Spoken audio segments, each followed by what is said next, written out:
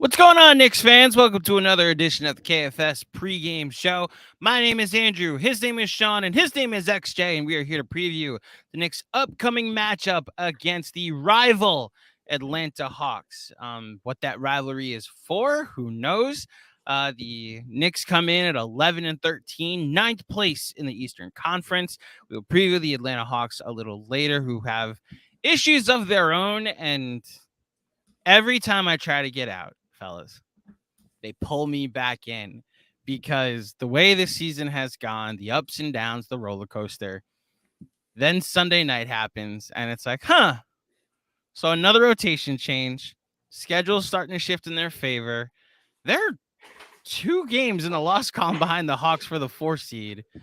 And yet we can't have nice things. And what today became about, friend of the pod, Fred Katz, who will be on this show, on this channel, on this podcast, this Friday morning for all of you, dropped an article today in which he reports that the Knicks are aggressively shopping a couple of their players. One in particular, we'll get to them and discuss them all in order, but one in particular being Emmanuel Quickly. Now, I can confidently say, based off of what I've heard, that this is more than just they don't want Quickly, which is not I think the case. I think they very much like Emmanuel Quickly. It's very much that he is going to be extension eligible this summer, and he would like to be in a role that isn't the backup guard, backup wing, and we'll see what this new rotation allows. And this might be multiple ways in which Emmanuel Quickly is shopped. There was one suggestion that Emmanuel Quickly would be included in a salary dump, which the salary dump being Evan Fournier being unloaded, which that's something that made my blood pressure boil. Sean, XJ, I don't know. I don't know why we deserve this. You go outside of basketball and some good things happens to some of the teams we root for. And yet, when we're just looking at the Knicks in a vacuum, I would be very upset if they traded Emmanuel Quickly. Let's start there. Sean, do you share the same sentiment? If Emmanuel Quickly is traded in a salary dump, this will become a reality. Well done. And the funny thing is, I finished reading Actually, I should have told you there'd be props. I didn't get the memo for the props. Sorry. But that's all good. I tweeted that I do not believe that this front office, who values value above everything, will attach one of their young pieces in a salary dump for Evan Fournier, who they could have gotten rid of. But the fact that this even out there, like, it's just I don't know. It's like, what? I'm actually just speechless. I refuse to believe that they would actually do that. Like that they would do that. Okay. No. That goes against everything that this front office has been about. Like a front office who desires value at all costs is going to say, all right, to get off of this contract, which is going to be an expiring contract in 6 months, we're going to get rid of one of our best young pieces. No, I refuse to buy that. So that's the thing about the reporting that I think stood out the most to me from Fred's piece is like the aggressiveness in which they're reporting it. And for those who, the reason this came out today is because Friday is a sort of a deadline. So John wrote about it in the newsletter today, and obviously Fred mentioned it today in his article, that the NBA, this happened with Cam Reddish last year when the Knicks acquired him. The NBA, if you trade for a player, you then can't trade him again and include him with someone else for 2 months. Like he can't be aggregated is what it's called. So the aggregation deadline is this Friday. Because the trade deadline is 2 months exactly from this Friday. So basically, if the Knicks traded Emmanuel Quickly today, the player they got back couldn't be traded in a package deal to anybody else until 2 months from today's the 7th. So February 7th, which you could package said player. Like the example John used was LeBron. Like Knicks trade for LeBron today. They can't trade LeBron for like LeBron and Julius and somebody else to another team, it has to be LeBron 1-for-1 straight up. So if the reason this is coming out now is because the Knicks are aggressively shopping Manuel quickly because the player they get back, they might want to aggregate into a bigger deal down the road. And I'm saying, please don't even entertain this idea, front office. This would be a bad thing. XJ, the advanced numbers love Emmanuel Quickly. The eye test loves Emmanuel Quickly. He's not even like shooting the lights out at the gym this season, and yet he's still been an impactful player. I'm going to give you the floor. How incompetent of a move would this be? Well, you use the word incompetent. This would be.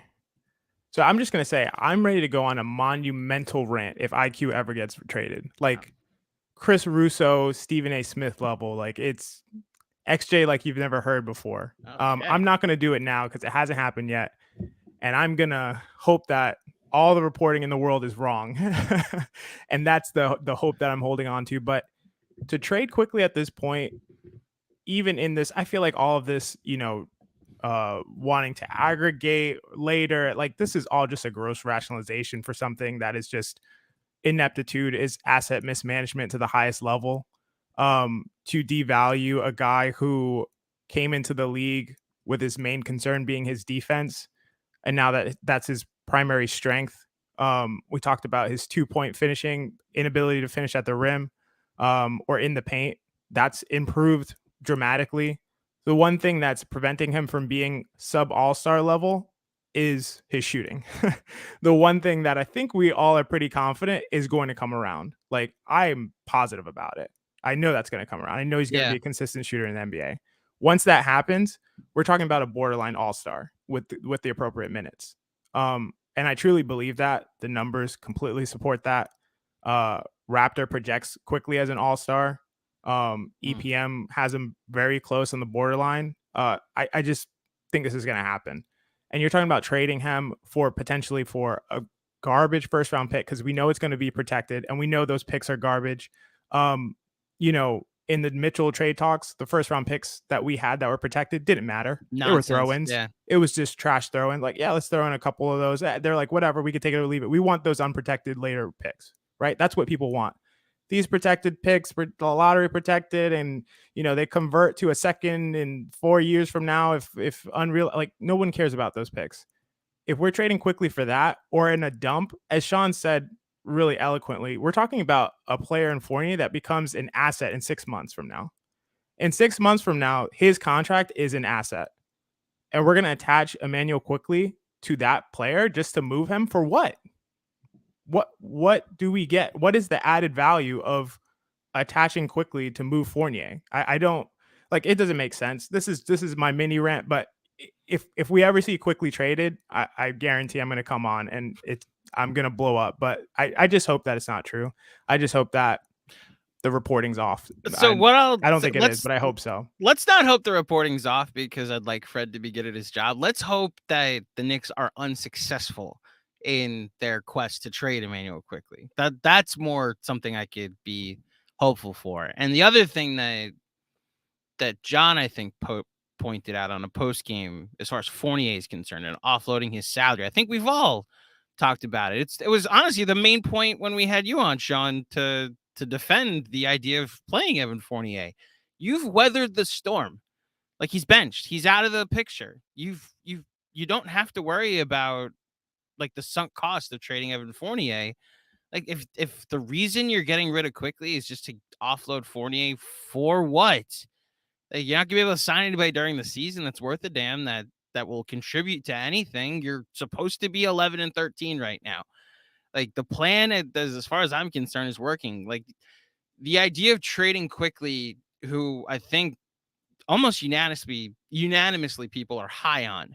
It doesn't make sense to me. The thing that would make sense to me is the other reporting that came out of this, and this is a couple days in the making. Cam Reddish. So I became high on Cam Reddish this season. I'm a fan of wings that can play defense and potentially create their own shot.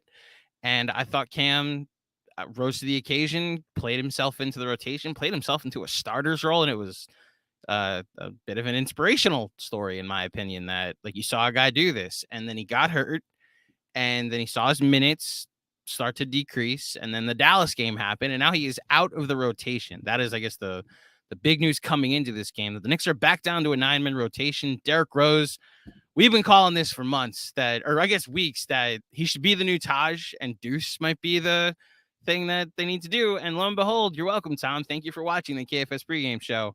Sean, I don't envy the role that you've accepted here at KFS as mining the Twitter minefields for reaction. But I know Thank you for your service, Sean. Thank you, Sean. I know that there is a very strong reaction for Cam. I empathize with it because I see something in Cam too. I don't see second best player on the team that some suggest, but I do see like a quality player that should probably be in the rotation.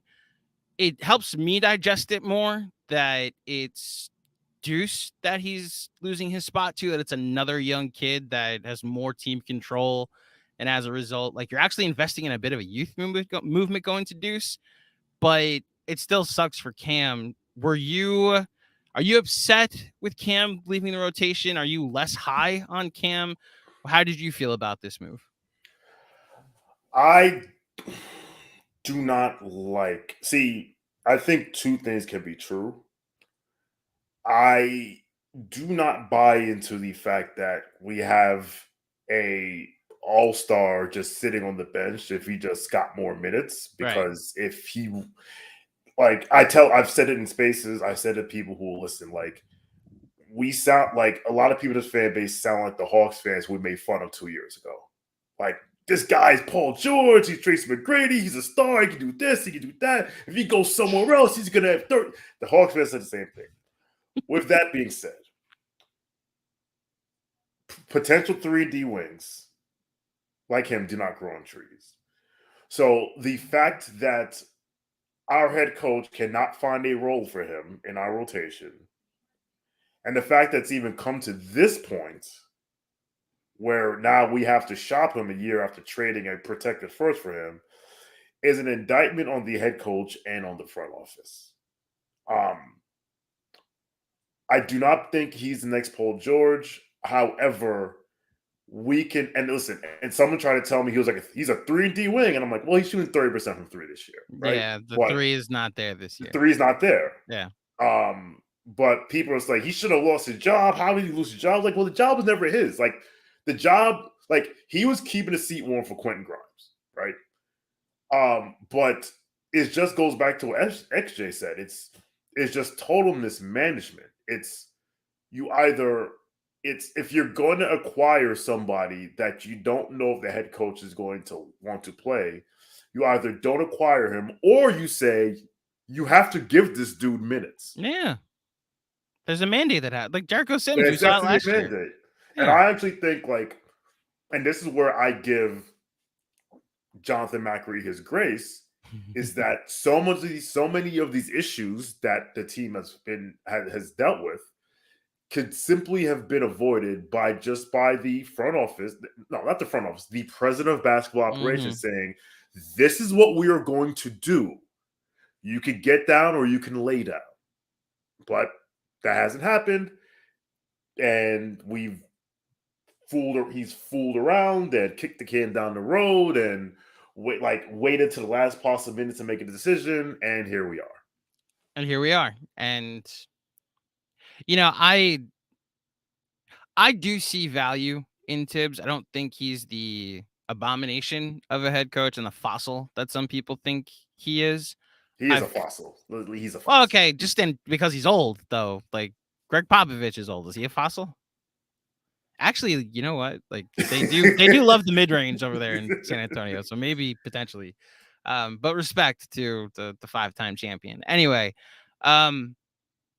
like, I do see value in some of the things he does. I personally would have loved to see what a team that commits to a switch type defense that has all of these wings that you could just throw it multiple teams when you can go small with Obi at the 5 and Cam at the 4.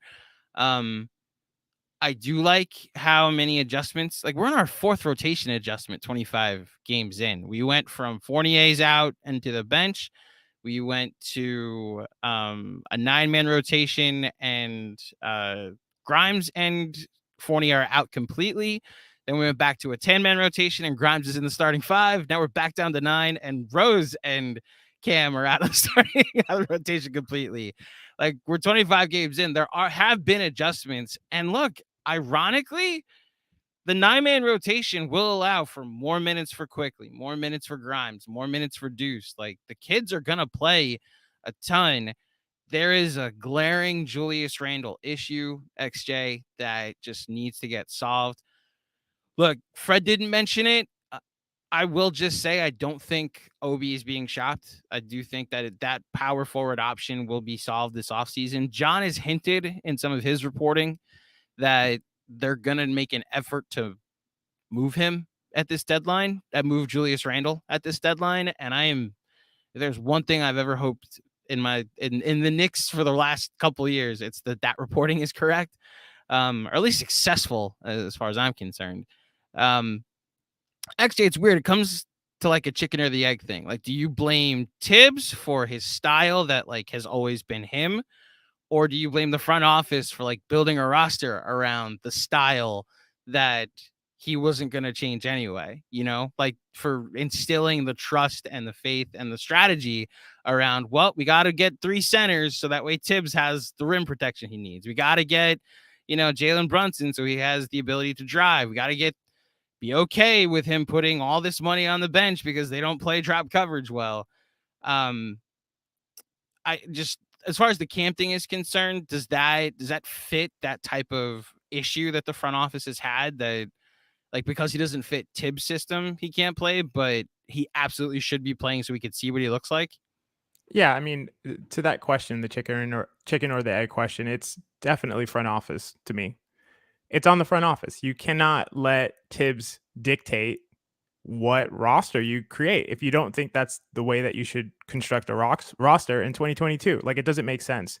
We've seen Tibbs as, a GM and president of basketball operations. It doesn't work. Mm-hmm. And you can't let him dictate everything. You kind of have to work together. And I think that this is what the Cam thing indicates to me. The Cam thing's not a huge deal to me as it is to a lot of people. I'm not the highest on Cam. I think he's solid. I think he's good. I've always liked Grimes over him. I know there's been pushback on that. I think that pushback is kind of going away at this point.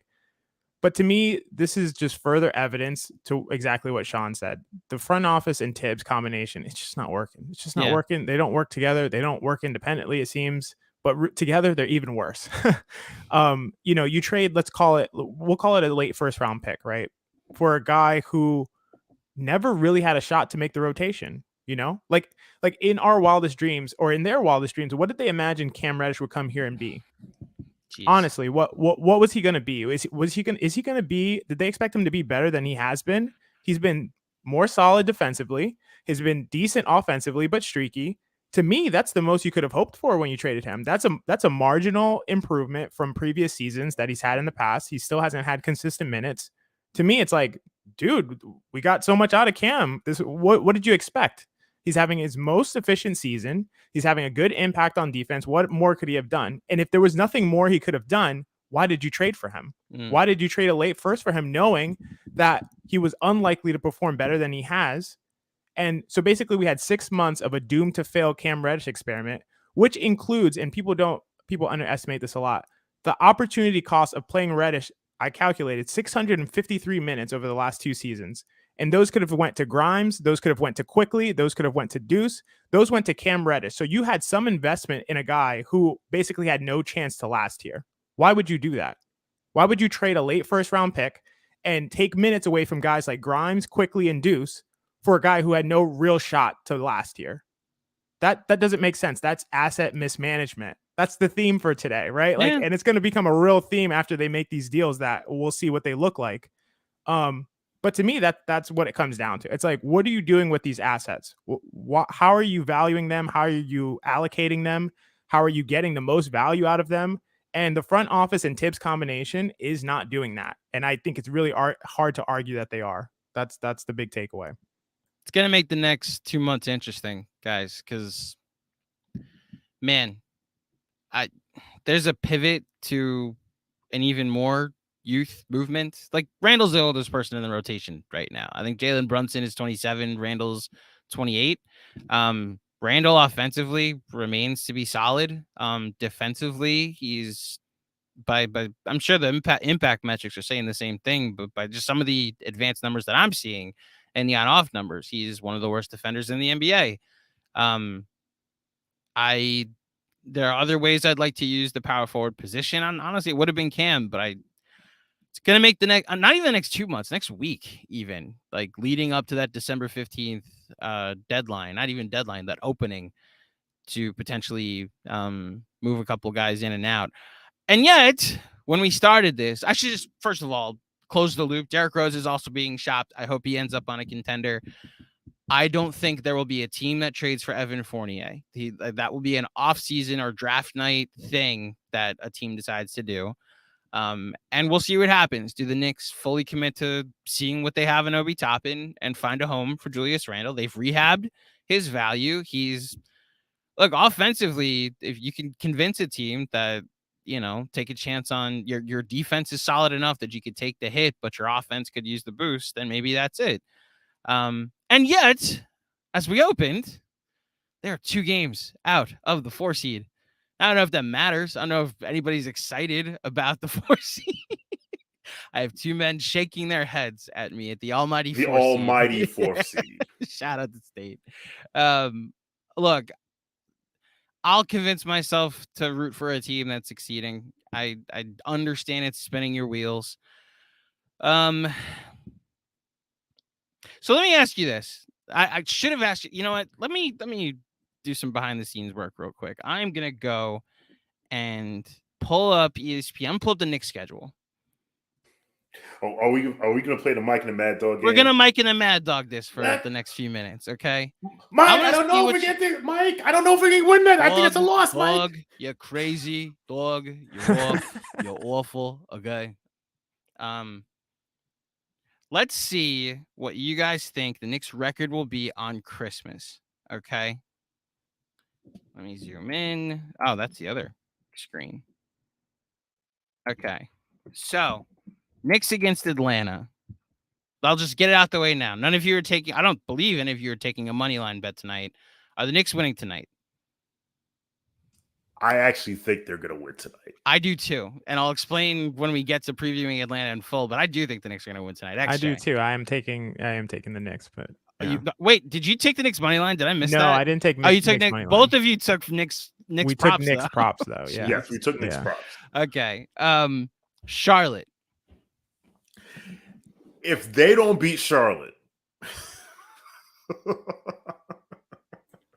better be I will give them a win. Okay. I think they'll win too. Sacramento. On a Sunday night. We just saw what happens when a team came in on a Sunday night. Still an L.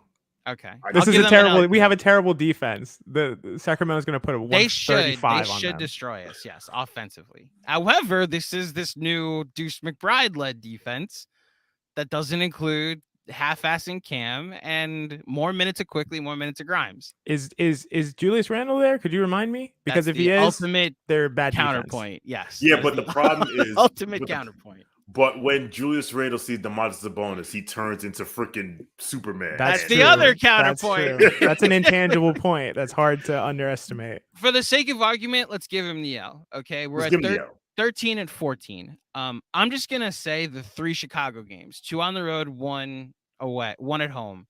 Let's get those 3 out the way. What do they do? 1 and 2, 2 and 1, 3 and 0 and 3. They're gonna split one of the back-to-backs. They're gonna lose the first one, win the second one. The third one, I say 2 and 1. I can go with 2 and 1.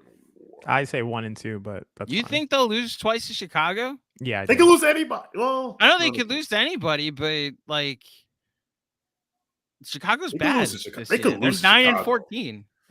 I know Chicago's bad. You think the Knicks are also? Okay. Yeah. XJ has them at 14 and Sean and I have them at 15-15. XJ We can has go with them that record. That's fine. 15-15. Indiana, I have them losing. That's a Especially in loss. Indiana. I think that's a loss at Yes. Indiana. I think Home that's a against loss. Golden State, loss. That's a loss. Now, granted, Golden State's got like 2 road wins, but I think a third might be the Knicks. Golden State's going to continue to improve as the season goes on. Okay. I think that that's a is loss. A fair It's a thing. loss. Okay. So we're at 15-17, and then there's Toronto. To me, that's a loss, but you guys are a little higher on them than I am. I will say that's a loss simply because it's a back-to-back in their third game Yeah. in 4 nights. That's a good I'm point. actually going to look up who Toronto is, what if Toronto's coming in a back-to-back, but yeah. So that Sacramento game actually becomes very big. Because if they can win that, then that gets them some cushion and a chance to be 16-17 on Christmas. Otherwise, we have them at 15-18.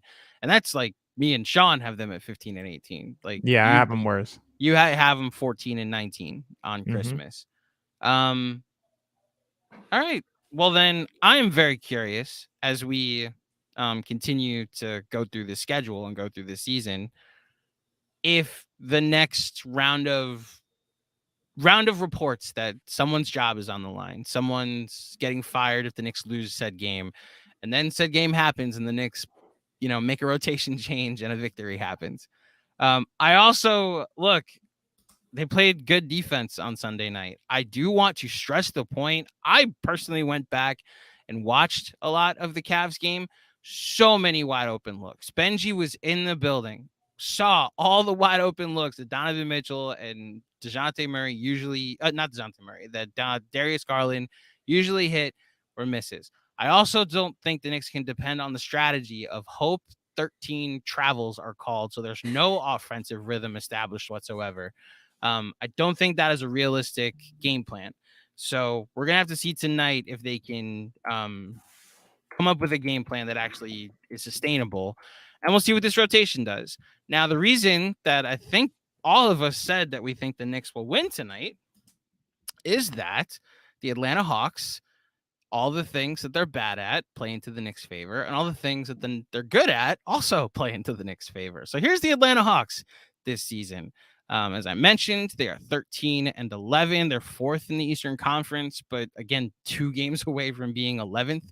On the road this season, they're 5-6. Their last 5, they're 2-3. Just had a pretty bad loss to the Oklahoma City Thunder. I guess not bad loss, but it was a close loss to the Oklahoma City Thunder. What they're top 5 in, they don't turn the ball over a ton, just like the Knicks. They make a ton of shots and attempt a ton of shots, but their percentage is closer to top 14. This is where their free throws game is weird because they're 4th in free throw percentage, but then you go to the bottom 5 and they're 27th in attempts a game. They get to the line very little, but when they get there, they make their free throws.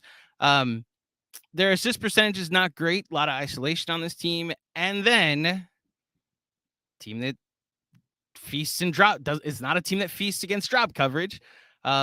They're 29th in three-pointers made a game, 29th in three-pointers attempted, and 26th in three-point percentage. Then they got Trey Young's stats at the bottom. He has been inefficient this year, yet still pretty impactful. I got to just stress the point on the bottom. You see the stat of 3.6 box plus minus. It is very hard to have that when you're a negative defender and you have a 45 effective field goal percentage. He's got a lower effective field goal percentage than RJ Barrett this season, and yet still finds a way to be a positive impact on games and for his team. They're coming in with a little bit of turmoil. There was an issue with the head coach. The head coach said, "We need you here for treatment. We need you here for like a pregame run through."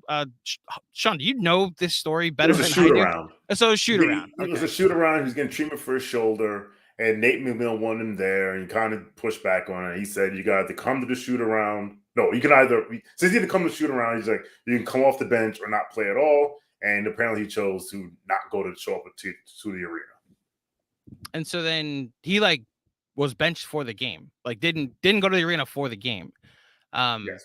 And then the next day had, I guess, we'll call it a kerfuffle with some of the Atlanta media that they asked what happened, and an interaction that might be taught in journalism classes of what not to do, because eventually you have to read the room if you're not getting an answer out of this and you're just going for the reaction and the outrage.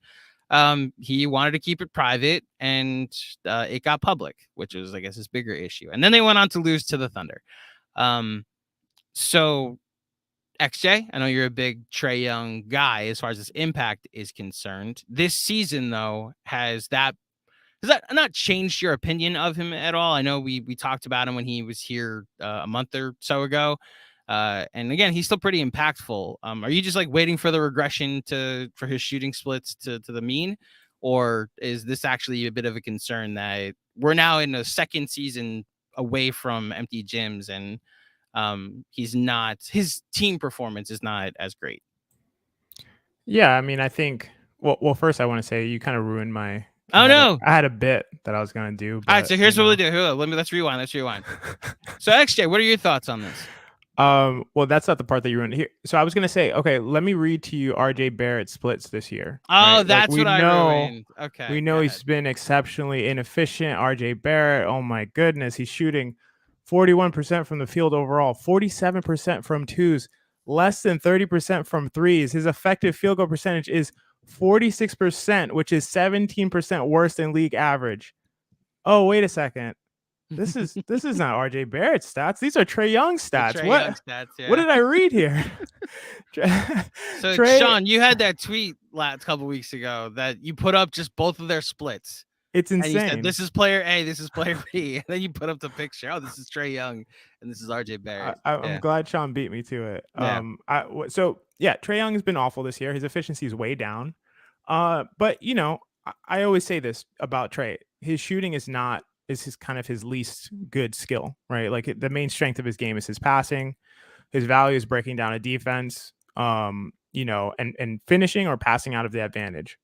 So yes, his shooting is way, way down, and he had a better shooting year last year, just to speak to this like bubble point that people make. Like he had a better shooting year last year than he did in the bubble. He did. So he was actually better at shooting last year.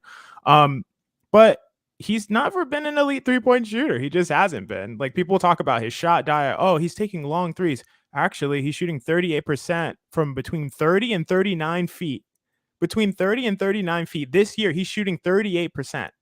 That'd actually be really good on that distance three. 30 to 39 feet. But from 22 to 29 feet, he's shooting 28%. So, oh, geez. Yeah, it makes no sense, right? But people say, oh, it's his shot diet. He's taking long threes. That's why. No, actually, he's better at shooting long threes. And also, even on wide open threes, he's shooting 36%. So he's just never been an amazing shooter. Like he'll take them, and that's why he's dangerous, because he'll take them, and he might make long ones, but he's never been elite. But despite all of this, he has a ridiculously positive impact on the team. He just does. Like as bad as he's been awful. Like as much as we complain about RJ Barrett, that's the whole point of making that comparison. As much as we complain about RJ Barrett, like we talk about him like he's not an NBA player. They have the same shooting splits, but the Hawks score 11.2 points per possession more when Trey's on the court, which is 96th percentile in the NBA on RJ Barrett efficiency. That doesn't make any sense, right? But like the point is that he makes the offense much better. He's much more impactful. He gets into the lane. He passes out of advantageous positions. He makes other guys better. And whether he's making a shot or not, you're not leaving Trey Young open, just reputation alone. So he's going to have that impact. Unless he has multiple seasons like this, he's going to have that impact. I am a little bit waiting for a regression, but I don't think it's going to be an insane regression because I don't think he's ever been that great a shooter. He's just not. And this playing off ball stuff, it's not really happening the way I imagined it would. They have not given him any of the Steph Curry kind of playbook off the ball stuff. He doesn't seem to want to do it. He just hangs around in the corner and waits for DeJounte to do his thing, and then he waits for his turn. So it doesn't seem to be working. Some lack of sophistication on the offense. I would have a lot of complaints about their coaching as I do about Tibbs if I was a Hawks fan. So, I do think he's going to regress a little bit and be a better shooter this year. I don't think he's going to have RJ Barrett splits this year, but I could see it being better. But at the same time, he still continues to have a strong impact on the team, and he is heliocentric. He is what makes this offense go, and they're going to go as he goes. That wait for DeJounte to do his thing is why their assist percentage is so low. The ball movement that you enjoyed with Bogey and Gallinari, and when the Knicks ran into them in the playoffs a couple of years ago, it's just not there, unfortunately, this season. Sean, I know you have some thoughts about Trey Young. You made them vocal on the last show and maybe on a website that Elon Musk is in charge of. What are you looking for tonight as far as him coming back to MSG, a building he allegedly owns, even though he's like not won a lot here during the regular season?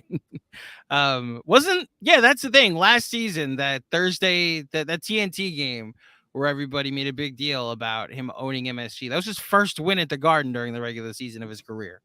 Yep. Yeah. Love how narratives form. Go ahead, Sean. No, I just found it interesting that this news all leaked out right before he was going to play at MSG. Okay. Found it very interesting. Tinfoil hat time. I got it. Found it very interesting. So I think Trey Young is a generational talent. I've heard there have been people who have been kicking around thoughts on the Bird app that maybe they might get, that maybe the Atlanta Hawks will consider trading him. Mm-hmm. And would the Knicks be interested? And I say abso-freaking-lutely. Like, that would be the greatest heel turn in the history of the NBA. I'm here for all the conspiracies. Listen, Trey he's a generational talent. I don't believe he could be the best player on a championship team.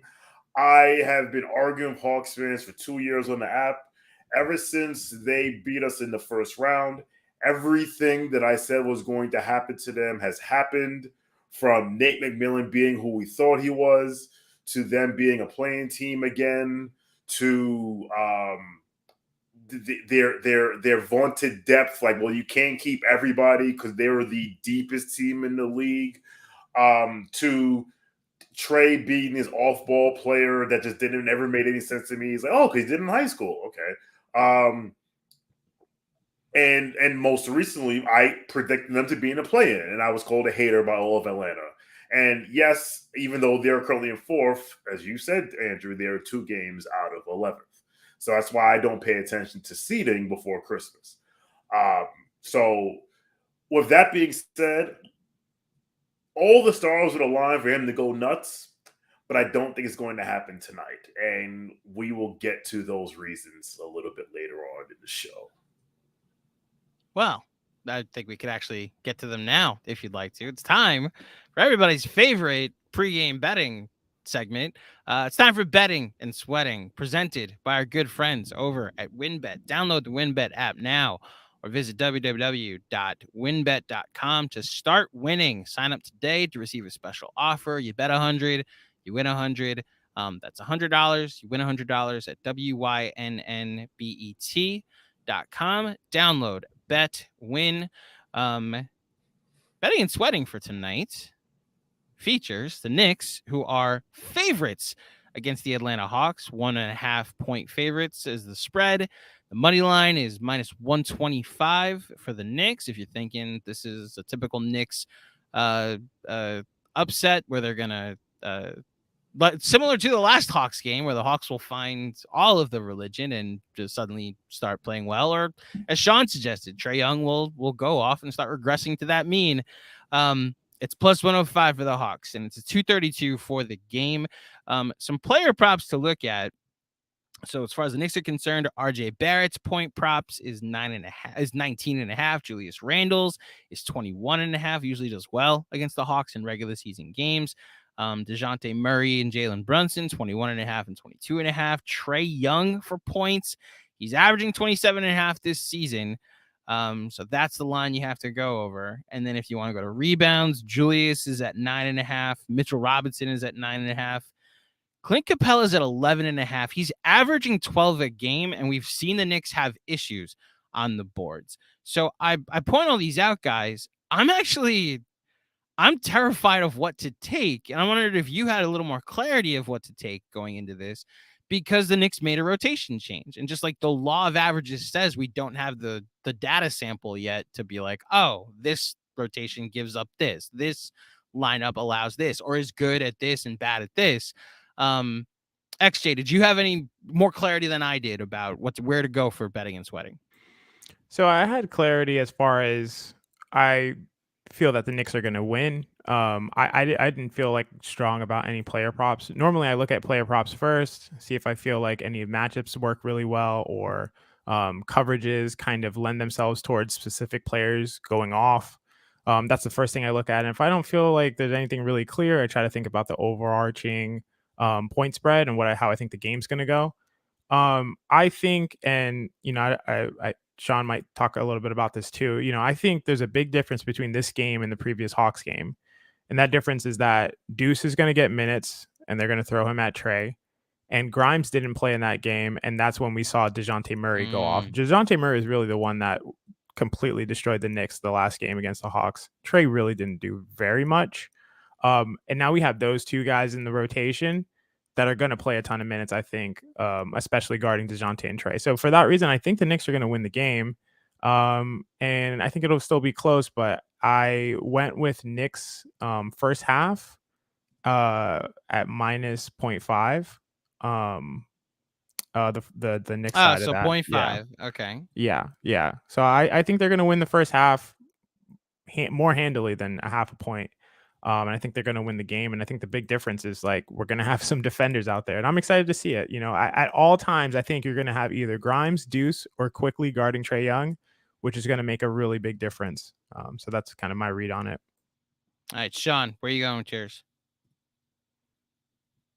So I'm actually gonna dip into my XJ bag here and get into the numbers.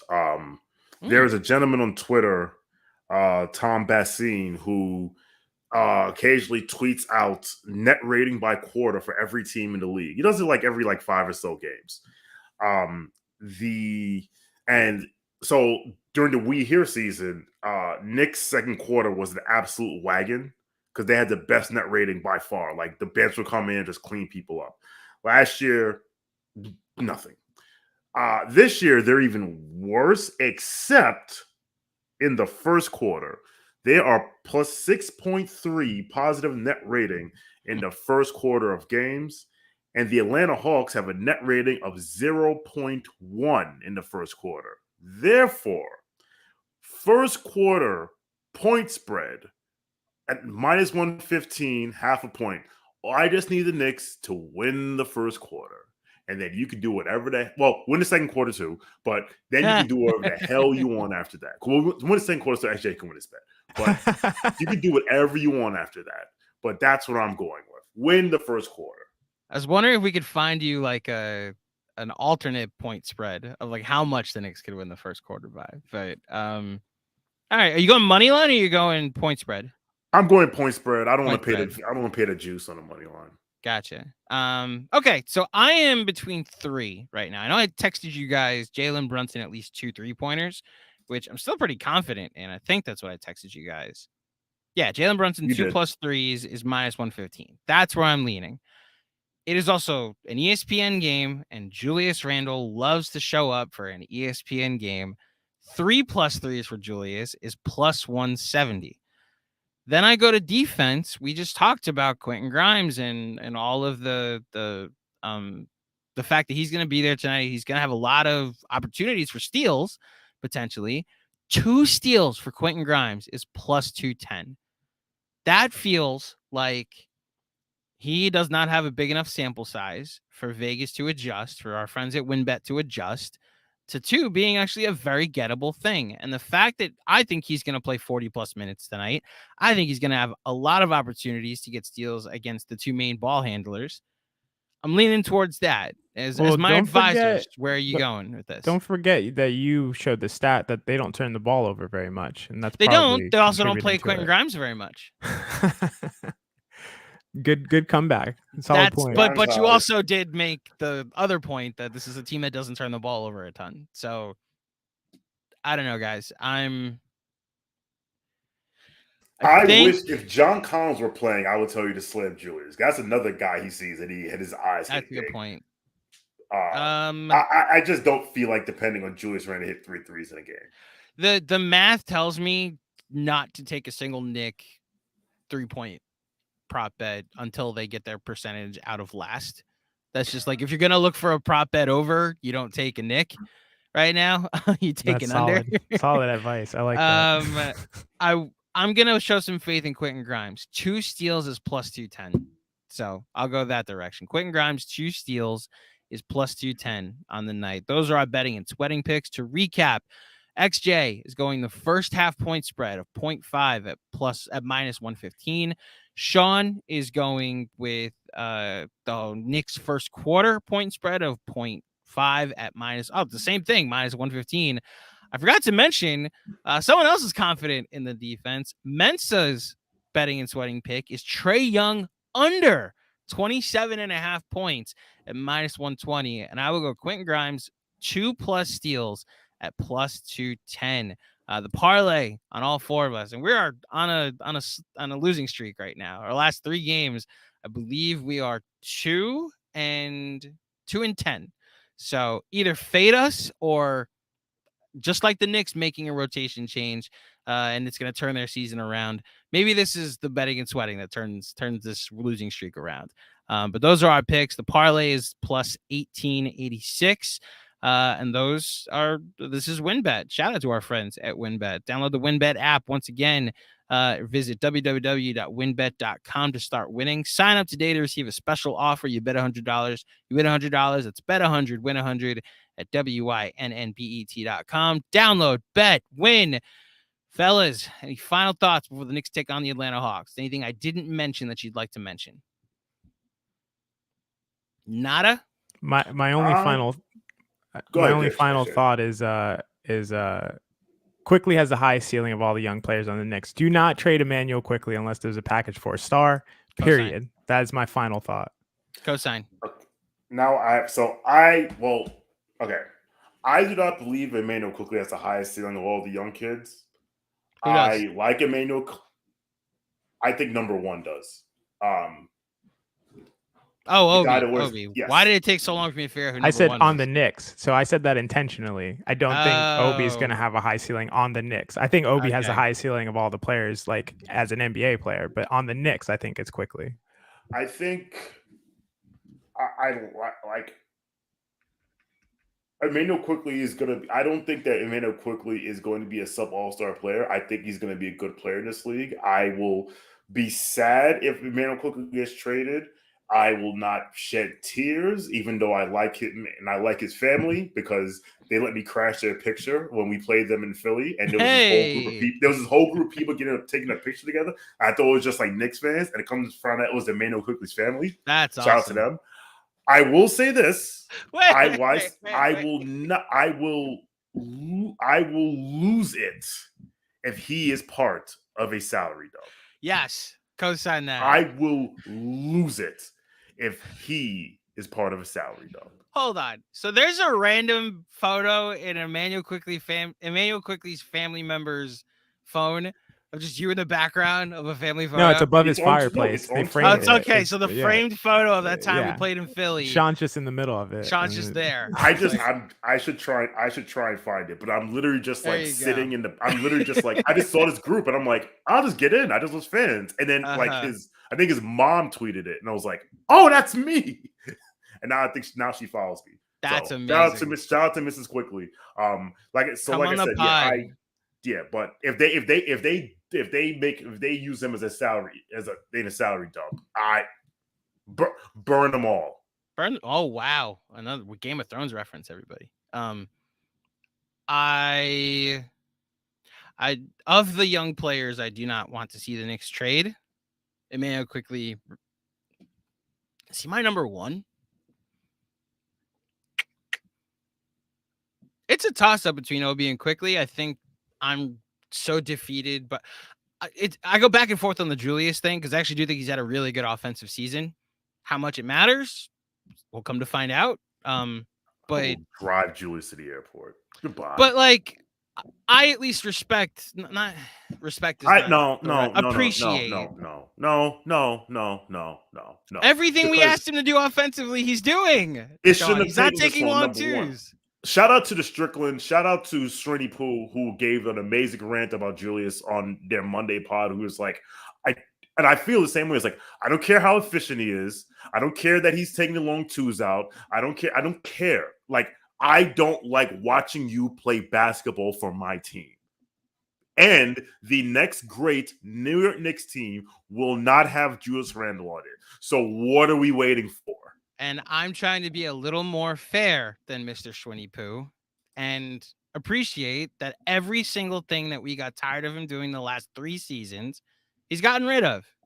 Like, there has been an adjustment made. I just wish there'd be an adjustment made on the defense. I appreciate that he's made himself tradable. NBA player. That's honestly what X-Stage just said. That's what I appreciate made himself about a better him. asset. Thank you, Julius, for making yourself his trade tradable. value. Now it's time to move on. That's how I feel about him. Yeah. Thanks And look, for the memory. I see the comments that who cares about fantasy basketball? Julius sucks. There's like the advanced numbers like Julius too. They don't like his defense, but like on the aggregate, they don't like Julius because his defense is so bad. I mean, well, that when you take both together, can't. That's why I have to keep specifying. He's like a DH, you know, in baseball, where he's like Edgar Martinez at this point, except you can't get away with just being. He plays in a sport where you got to play DH. both ends, exactly. He plays in the old school National League, and he plays both sides. So yes, so unfortunately, he's like, I'm trying to think of who. Oh, is that the picture? There it is.